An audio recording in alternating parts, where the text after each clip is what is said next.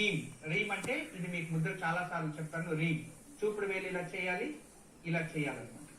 ఓం హైం రీమ్. తర్వాత శ్రీ. ఇలా శ్రీ అంటే చూడండి, ఇవి ఇలా జాయిన్ చేసుకోవాలి. చూపుడు వేలు పైకెత్తాలి. ఎడమ బట్టన వేలు పైన కుడి బట్టన వేలు ఇలా ప్రెస్ చేయాలి. ఇంతే. ఓం హైం హ్రీం శ్రీం. ఈ మంత్రాన్ని రోజు ప్రాక్టీస్ చేయాలి. ఓం హైం హ్రీం శ్రీం, ఓం హైం హ్రీం శ్రీం ఇలా ప్రాక్టీస్ చేస్తూ ఉండాలి.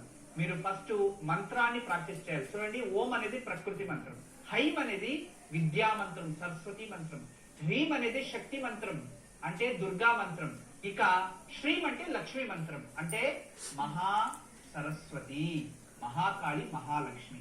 బ్రహ్మ విద్య, ప్రకృతి విద్య, శక్తి విద్య అంటే ధైర్యము, మరియు లక్ష్మి ఆర్థికం, ఆరోగ్యం, ఆర్థికం మరియు ఇంకేంటి ఆయుహు. 3 వస్తాయి. మనకు మనిషి కావాల్సినది ఏంటి? ఫస్ట్ ఆయుహు, ఆరోగ్యం, ఐశ్వర్యం అన్ని ప్రాప్తిస్తారు. మీరేమనుకుంటే అది జరుగుతుంది ఖచ్చితం. ఇది ఎంత ప్రాక్టీస్ చేస్తారో అంత శుభం. ఇక ఈరోజు